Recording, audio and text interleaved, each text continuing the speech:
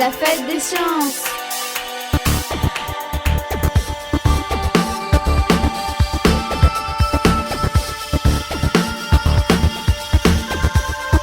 C'est la fête des sciences.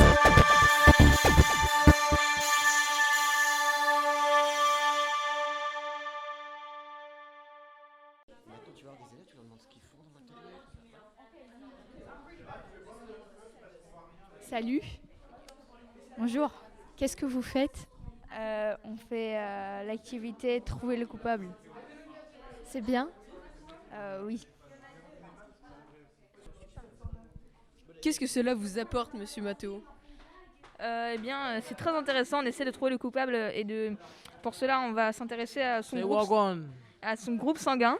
Et ici, on procède à des expériences avec différents antigènes et pour voir les réactions qui sont faites avec le sang qu'on a trouvé sur le coupable. Et on est sur des bonnes pistes. D'accord. Est-ce que votre expérience se déroule bien ? Écoutez, pour l'instant, notre expérience se déroule à merveille. On arrive à relever les différentes empreintes des différents professeurs de l'établissement pour essayer de voir qui sont les suspects et essayer de trouver qui est l'assassin. D'accord. Merci. Qu'est-ce que vous cherchez ? Donc ici, on est en train de chercher l'assassin de un personnage qui est là mort, mais vous pouvez pas voir car c'est trop choquant. Interdit au public. Donc là, pour l'instant, on est en train de chercher les coupables et les suspects de cet assassinat pas sympa du tout. On a comparé les empreintes digitales des différentes personnes qui sont les suspects, donc c'est les professeurs. Et pour l'instant, je dis pas beaucoup, mais je pense que c'est Madame Denet. Non, Madame Marinelli. C'est Madame Marinelli, car vous savez, on a le numéro de Madame Marinelli, hein. On dit pas ça. Donc un grand débat pour savoir quel personnage est coupable. Alors, on voudrait savoir ce que vous pensez pour le moment de ce que vous avez pu déduire avec votre activité. Alors, c'est une personne qui a tué la personne. Et c'est plutôt une femme. Mais on a des chromosomes en moins. Du coup, on ne sait pas trop. Mais oui, non, mais c'est une femme, ça, c'est pas nous. D'accord. Parce qu'en fait, les femmes... Ah non, c'est un... Ah non, si c'est... Non, c'est une femme. Les femmes, elles ont 2 chromosomes X et pas de chromosome Y. Et les hommes, ils ont un chromosome X et un chromosome Y. Et là, on a trouvé qu'il y a 2 chromosomes X et pas d'Y. Donc, est-ce que vous, Monsieur Belmer, vous serez d'accord qu'on vous pose quelques questions à propos de votre atelier ? Oui, bien sûr, allez-y. Alors, ma première question à moi, et qui vient aussi de Julien et de Romane, c'est comment est-ce que vous avez trouvé l'idée de cette scène de crime ? Est-ce que vous avez des passés avec la justice qui vous auraient donné cette idée morbide ? Alors non, pas encore, et il se trouve que vous demanderez aux élèves, mais je suis la victime. Je ne suis pas l'assassin. Donc je suis la victime.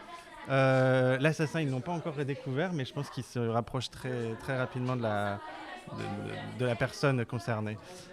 Pourquoi ? Parce que déjà en 3e, on parle beaucoup on a une grande partie sur la génétique, donc c'est un truc qui est assez intéressant en génétique. Oui, qui va commencer maintenant, on va commencer tout juste la génétique. Donc c'est pas évident d'avoir préparé tout ça parce que c'est quelque chose que normalement en 3e on fait sur une très longue période de temps. Et là il a fallu tout rassembler en 1 heure. Donc c'est pour ça qu'il y a 4 groupes qui travaillent sur des éléments différents. On a un travail sur les cariotypes, un travail sur le groupe sanguin, un travail sur les empreintes digitales et tout ça, ça va nous permettre de découvrir quel est le coupable. Et je pense qu'ils l'ont pratiquement trouvé, il me semble. Vous pouvez nous donner la motivation de vos chercheurs, ce qui les motive à trouver, parce que... Pourquoi ils veulent trouver la victime ? Pourquoi ils doivent trouver la victime ? Est-ce qu'ils ont une histoire ou quelque chose ? Pourquoi les élèves veulent trouver la victime ? Je pense que c'est parce que j'ai choisi plein de profs et ils voudraient bien savoir quel est le prof qui m'a assassiné. Donc c'est ça qui les motive, je pense. Merci beaucoup, Monsieur Belmer. Donc, qui est votre principal suspect ? En fait, nous, on travaille sur ça, mais notre principal suspect, c'est Monsieur Belmer, puisqu'il y avait sa carte bancaire.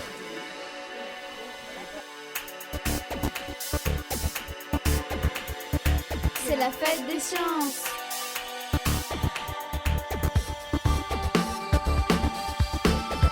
Bonjour. Bonjour. En quoi constitue votre atelier? Bonjour, nous étudions la règle de Berkman aujourd'hui. C'est un lien entre la géographie, la biologie et les mathématiques. Oui, quel est le rapport avec les pingouins?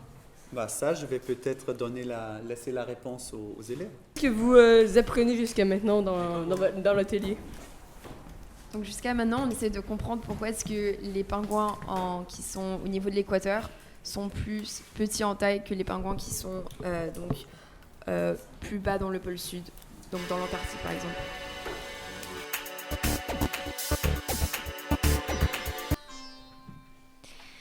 Bonjour, je m'appelle Julie, je suis en 3e, je suis avec Julien qui est en 3e aussi et je suis avec Romane qui est en 4e. Donc bonjour monsieur et...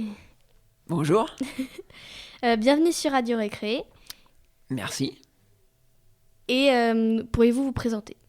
Je m'appelle Régis Audrezen, je suis le papa de Salomé et Nel, qui sont 2 élèves du CFBL en 5e et en CM2, et je travaille à EDF en France, qui produit, distribue et commercialise de l'électricité à tous les Français.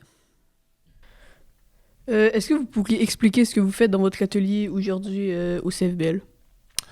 Aujourd'hui, l'atelier consistait à une prise de conscience sur la production d'énergie renouvelable et le lien avec la protection de la planète. La production d'électricité, elle peut se faire soit de manière propre, aujourd'hui avec le vent et le soleil, soit de manière plus polluante en utilisant des centrales à charbon, au fioul, au pétrole, et donc on pollue la planète. Et donc tout l'objet de l'atelier a consisté à une prise de conscience des élèves, à savoir comment mieux consommer, mieux produire et du coup protéger notre planète. Donc, pouvez-vous nous expliquer quels sont les différents types d'énergie? Effectivement, donc aujourd'hui, on peut produire de l'électricité à base d'énergie non renouvelable et polluantes, qui sont le charbon, le pétrole, le gaz, et puis on peut produire de l'électricité avec de l'énergie totalement gratuite qui est le vent et le soleil. Et grâce à ces énergies totalement gratuites, elles sont d'une part renouvelables et non polluantes. On protège, on participe à la protection de la planète. Pourquoi est-ce qu'il est important de travailler sur ces nouvelles énergies? Il est extrêmement important de travailler sur ces nouvelles énergies parce que, vous l'avez compris, on a un problème de santé publique. Avec ce rejet de gaz dans l'atmosphère, les personnes, les enfants, les personnes les plus âgées peuvent tomber malades, peuvent souffrir. Et du coup, nous avons un devoir collectif pour améliorer notre atmosphère. Quels sont les principaux polluants dans le domaine? Les polluants dans le domaine sont tous les rejets de ces gaz dans l'atmosphère et donc notamment le rejet de CO2. Donc il y a les polluants qui proviennent des centrales de production, principalement à base du charbon, et puis on a 3/4 de la pollution qui proviennent des transports, des véhicules et des bus. Et donc ces véhicules légers et ces bus, on doit aussi les rendre plus propres et on les électrifie. Ils peuvent rouler avec de l'électricité et donc ne plus consommer de pétrole et ne plus rejeter dans l'atmosphère des gaz à effet de serre. Vous diriez que ça a combien de temps pour que les façons renouvelables de l'énergie seront rentables pour la Terre? Effectivement, le sujet aujourd'hui, c'est que ces énergies renouvelables qu'on utilise sont encore récentes et donc les technologies que l'on utilise coûtent cher. D'ici quelques années, ça va venir maintenant assez vite, donc on peut imaginer que sur les 5 prochaines années, donc ça va venir très très très vite, ces énergies renouvelables seront rentables et donc on pourra les utiliser à foison partout à un prix compétitif, comme les anciennes énergies. Est-ce que les énergies hydrauliques sont plus efficaces que les énergies éoliennes? l'énergie hydraulique n'est pas plus efficace que l'énergie éolienne. Par contre, l'énergie hydraulique, elle a un pouvoir, c'est que l'eau qui est stockée et qui ensuite est déstockée pour produire cette électricité, on peut la piloter. C'est-à-dire qu'on décide du moment où je lâche le barrage et les vannes de mon lac pour faire couler l'eau et donc pour produire de l'électricité.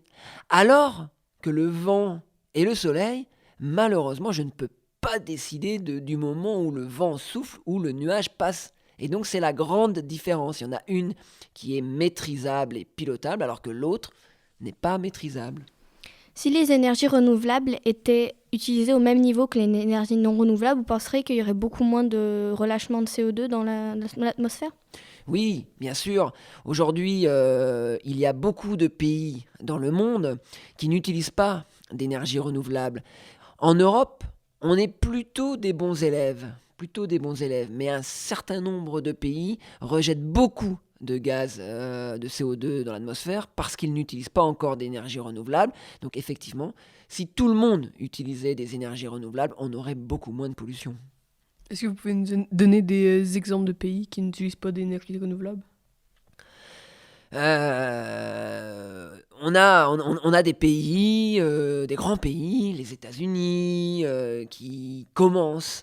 On a des pays asiatiques qui utilisent peu d'énergie renouvelable. Quelques pays européens qui utilisent beaucoup de charbon, comme la Pologne. Donc on les retrouve un peu partout sur la planète, mais France, Angleterre, Allemagne, Italie, tout ça, ce sont des pays qui sont très ancrés vers cette transition d'énergie renouvelable.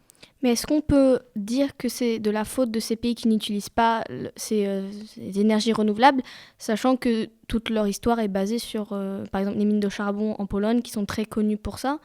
Donc est-ce que c'est de leur faute ou c'est plutôt de la faute comment le monde a été départagé ? Non, effectivement, c'est pas la faute d'un pays ou d'un autre, puisque l'activité économique des pays avait besoin d'employer toutes ces personnes pour extraire du charbon des mines. En fait, c'est la compétition mondiale qui a fait que le besoin énergétique est devenu de plus en plus important et que du coup, il a fallu produire de plus en plus et que la production d'électricité qu'on peut faire en masse, donc en très très très très grande quantité, eh ben c'est grâce au charbon. Donc c'est pas la faute de pays, c'est juste qu'on a besoin de plus de quantité d'énergie aujourd'hui que hier. Est-ce que les pays qui aujourd'hui n'utilisent quasiment que des énergies non renouvelables pourraient s'habituer rapidement à utiliser des énergies renouvelables ? Les pays qui n'utilisent pas encore beaucoup d'énergie renouvelable, il faut que les pays qui ont développé des technologies d'énergie renouvelable les aident.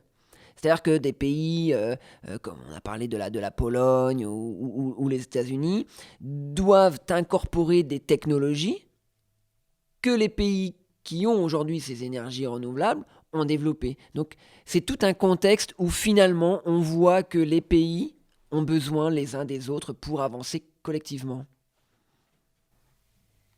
Donc, merci beaucoup, monsieur Le Drésin, d'avoir répondu à nos questions. De rien, c'était un plaisir. Merci beaucoup. Merci à vous. Merci, bravo, merci beaucoup. Et puis bravo à vous. Super. Bravo. Et voilà, la journée des sciences est terminée. Donc, qu'est-ce que vous en avez pensé, vous, de la journée des sciences ? Quelle est votre activité préférée ? Moi, j'ai bien aimé la cuisine moléculaire. D'accord. Et toi, Julie ? Moi, j'ai bien aimé Radio Récré, puisqu'on a pu bouger et puis poser des questions sur tous les autres ateliers, ce qui était sympa. D'accord, merci beaucoup d'avoir été présente durant cet épisode.